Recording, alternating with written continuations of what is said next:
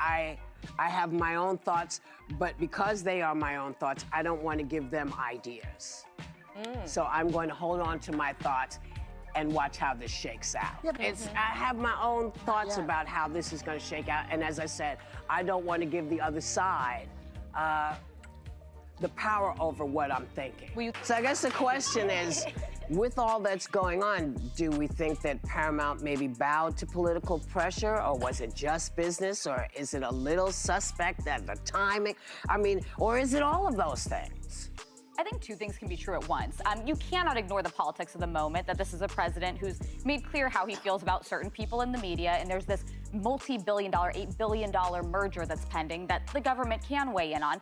And then you also have to look at the economics of the television industry. The fact that shows as iconic as The Late Show have a fraction of the viewership that they had even 20 years ago. This report was that he was losing about $40 million a year while commanding Colbert a salary of $20 million. Yeah. But my question is this. Even Trump's casino doesn't lose that much.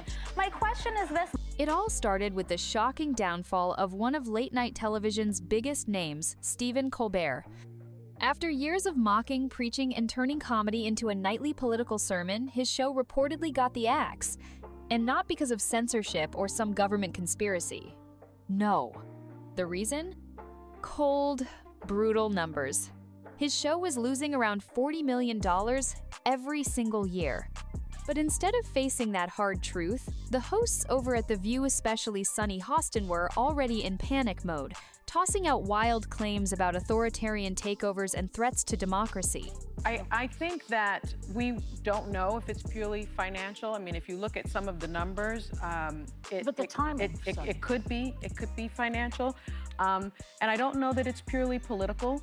It could be, but my concern is if it is political, then everyone should be concerned. People on the right should be concerned. People on the left should be concerned, because it's very clear that if it is political, this is the dismantling of our democracy. This is the dismantling of our Constitution, right?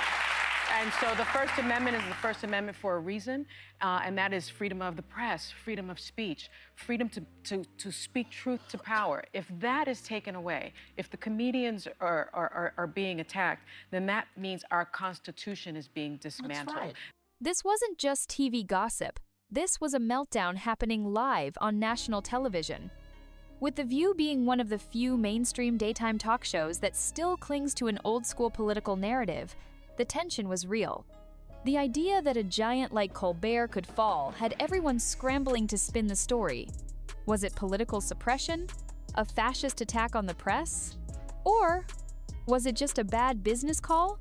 That means the very rubric of our democracy is being dismantled. And I think every single person should be really, really concerned about it. I'm thrilled that Senator Warren, Elizabeth Warren, Senator Bernie Sanders is asking Skydance, is asking for answers whether or not this was political. The Writers Guild is actually asking the Attorney General to look into this situation to find out if it was political. And if we find out it is political, what are we going to do as a country? We must protect our Constitution and we must protect our democracy. I think this is bigger than just the cancellation of a television I think it's show. great they're asking. By the way, before we continue, don't forget to like this video and subscribe to the channel. It really helps us grow and share more intriguing stories. Now, let's continue. Linear TV is going to be a niche option in 2029. That's not that far off right now. So as you watch the ad revenue, it dropped. What do you call it? Linear TV? Linear TV. Is that what we're on? Yes. Yeah. But we're also on streaming, Hulu, and Disney+. That's why I'm saying I got nothing to hide here, guys. In 2018, advertising has dropped by 40% since 2018 as ad revenue moves to digital content and non-traditional media. As panic spread on set, it was clear this wasn't about Stephen Colbert anymore. It was about what happens when the media bubble finally pops. And when people who thought they were untouchable realize the public just isn't watching anymore. Now, while everyone on The View was still gasping for answers, one person actually tried to explain what was going on with some basic logic, Alyssa Farah Griffin. She didn't come in with tears or dramatic speeches. She came in with facts. She laid it out simply. The difference here is corporate media overlords that have other interests, and that's why new independent media is one of the rising places that people consume content, because you don't have people making those just decisions. add something about the money, the numbers here, because we're talking about the $40 million, and a lot of people are reporting that it was the advertising revenues went down. But if you look at the estimates from Edo Ad Engage, late night broadcast TV shows took in $150 million over the 12-month period from July 21st, 24 to July 20th, 2025. That is up 6%. Up 6%, Not if the show costs not more down. than that. And so Well, the Late Show with Stephen Colbert was also estimated to have earned $59.9 million in ad revenue. It is down 2% year over year, but it's still almost $60 million. And so If a show is bleeding $40 million every year, it doesn't matter how famous the host is, the network is going to cancel it. Period. And that's exactly what happened with The Late Show.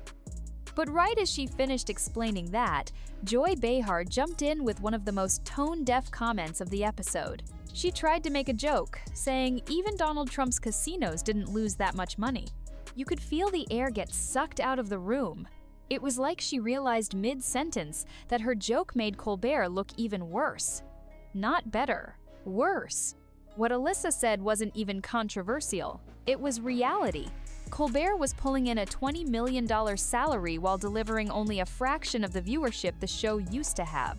Add to that a bloated crew of over 200 people, and you've got a recipe for disaster. But the problem was, no one else on the panel wanted to accept that. Instead of facing the numbers, they rushed to spin the story into something bigger, something darker. And that's when Sunny decided to jump back in, setting the stage for what turned into one of her most ridiculous rants yet. Sunny Hostin, never one to hold back when there's a dramatic angle to take, chimed in with what she clearly thought was a serious warning to America. She said the cancellation of The Late Show might not just be about money, it could be political. And if it was political, she warned, then we were witnessing the dismantling of our democracy. Yes, she actually said that. According to Sunny, firing a TV host whose show was losing tens of millions was somehow tied to the collapse of the First Amendment. She brought up freedom of the press, freedom of speech, and even the idea of speaking truth to power. You'd think Colbert was arrested and thrown in a dungeon, not just let go, because his show was tanking financially. But here's the kicker, Sunny was dead serious. She wasn't joking or exaggerating for effect. She genuinely believed that this business decision was part of a grand political scheme to silence critics of Donald Trump. Forget the ratings, forget the money. She made it sound like comedians were now targets of an authoritarian regime. Instead of admitting the show just failed to connect with audiences, she turned it into a constitutional crisis. For Sunny, Colbert wasn't just a late-night host, was some kind of heroic symbol of free speech being crushed by invisible forces. Meanwhile, everyone else was just sitting there, either confused or quietly cringing. But Sunny wasn't done. Oh no, she doubled down, escalating her rant to apocalyptic levels. Now, she wasn't just worried about one show being canceled, she was warning that the very rubric of our democracy was falling apart. She brought up names like Senator Elizabeth Warren and Bernie Sanders, saying they were demanding answers. She said the Writers Guild had asked the Attorney General to investigate whether Stephen Colbert's firing was political. It was as if she thought the Department of Justice needed to drop everything to figure out why a low-rated TV show got canceled. The way she talked, you'd think the cancellation of The Late Show was on the same level as Watergate. She kept repeating that if this was political, then everyone should be concerned left, right, center. Everyone. She acted like Stephen Colbert was some kind of national symbol, and canceling his show was a direct threat to the Constitution.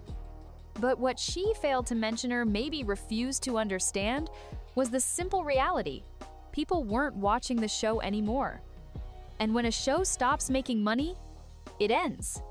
That's how it works. But Sunny and others in her bubble don't see it that way. They think the entire country thinks like them. In their world, every Trump joke kills. Every anti-Republican rant is gold. So when the numbers say otherwise, they assume it must be a conspiracy, because it can't be them who are out of touch. Noid has to be a political attack. And that's exactly the problem. These people, especially Sunny, live in a bubble so sealed off from reality, they can't imagine that average Americans are just tired. Tired of every late-night show turning into a therapy session about Donald Trump. Tired of every punchline being a recycled political jab. Tired of being preached at when all they wanted was a laugh before bed. So when a show like The Late Show tanks, they don't look inward. They don't ask, maybe we've lost touch with our audience? No. Instead, they cry censorship. They shout fascism. They turn every failure into a tragic Shakespearean drama about democracy dying in the shadows. And Sunny? She leads that charge. Every time something doesn't go her way, she acts like it's the fall of the Republic. Enforcement of immigration laws becomes kidnapping. Holding centers for migrants? Suddenly, they're concentration camps. And now, a failing talk show getting canceled? That's apparently authoritarian suppression of speech. It's always the same story. They exaggerate, they dramatize, and they refuse to admit they got it wrong. Because in their world, being wrong isn't an option. So they point fingers, spin conspiracies, and scream into the void that America is falling apart, when really, it's just that fewer people want to watch Stephen Colbert tell the same joke for the 1,000th time. But right when Sunny thought she had the moral high ground, someone else at the table finally broke the spell, Sarah Haynes. Calm, collected, and way more grounded than the rest, she jumped in with a reality check that sliced through all the drama. She reminded everyone that linear TV good old-fashioned cable and network television is dying, fast. She explained that by the year 2029, linear TV would be a niche market. Not gone, but tiny compared to what it once was. That wasn't some conspiracy theory, that's just the way technology and viewer habits have changed. She even mentioned how ad revenue for traditional TV had dropped by 40% since 2018. Advertisers aren't sticking around, they're moving to digital platforms, streaming services, and social media. That's where the audience is now. And when she casually dropped the term linear TV, the room froze for a second. Sunny had to stop and ask what that even meant. That moment said everything. The person sounding the alarm about a collapsing democracy didn't even know the basic media landscape she was talking about. Meanwhile, Sarah made it clear this wasn't political, it was business. Plain and simple. TV is changing, audiences are changing, and people aren't glued to their couches watching network shows anymore. But instead of adapting, Sunny and her crew are clinging to a fantasy. One where the only explanation for failure is that someone powerful, evil, and conservative is pulling the strings. Still not getting the message, Sunny tried to fire back with numbers, thinking she'd finally prove her point. She brought up ad revenue stats, saying late-night shows brought in around $150 million between July 2024 and July 2025. She proudly added that The Late Show with Stephen Colbert earned nearly $60 million in ad revenue during that same period, and to her, that meant the show was doing fine. But here's the part she clearly didn't understand or didn't want to understand. Revenue is not the same thing as profit. Just because a show brings in $60 million doesn't mean it's successful. If the show costs $100 million to produce, you're still losing $40 million. That's not a win. That's a disaster. The rest of the panel just looked at her, stunned. It was like watching someone brag about how much they spent at a store, thinking it meant they made money. Sunny, who constantly reminds everyone how educated she is, completely missed a basic concept. The kind of thing you learn in your first week of running a lemonade stand. And the host of this whole meltdown? A woman who still thinks ad revenue equals success, while ignoring the bloated cost of running a staff of over 200 people just to pump out the same political jokes every night. That moment didn't just show a gap in understanding, it showed why legacy media is falling apart and why people are turning to other platforms for real talk. And just when you thought it couldn't get more embarrassing for Sunny, she delivered the final blow completely unaware of how bad she was making herself look. She launched into another speech, this time trying to sound intellectual, claiming that the show couldn't really be failing if it brought in $60 million in ad revenue. She tried to spin numbers she clearly didn't understand, proudly citing a 6% overall growth in late-night ad earnings sauce if that somehow erased the fact that The Late Show was hemorrhaging money year after year. It was one of those moments where everyone watching from home collectively cringed. The woman who constantly boasts about her education and her background was sitting on national television, exposing that she didn't know the basic difference between revenue and profit. That's like bragging about earning $500 at a bake sale while completely ignoring the fact that you spent $1,000 on flour and frosting. It doesn't matter what came in if what went out was way more. And the funniest part, she thought she was winning the argument. She really believed that throwing around numbers, regardless of context, would magically prove her point. But anyone with even a tiny bit of financial common sense could see what was really going on. Sunny was scrambling. Not to defend Stephen Colbert, but to protect herself. This wasn't about him anymore.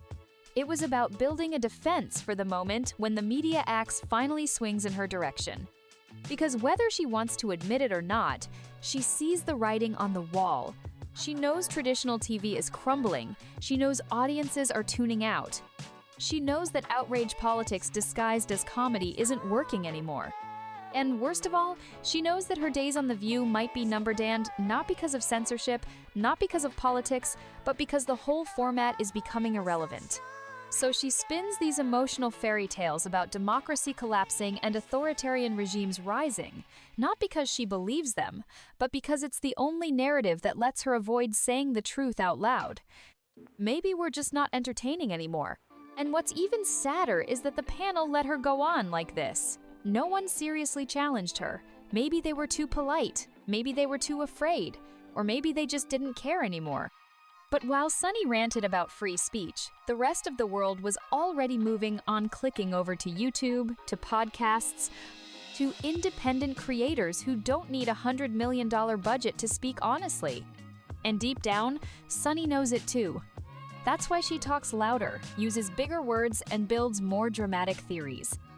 Because she can't stand the idea that her time in the spotlight might not end in fireworks and glory, but with a quiet shrug from a network executive and a polite, "We're going in a different direction."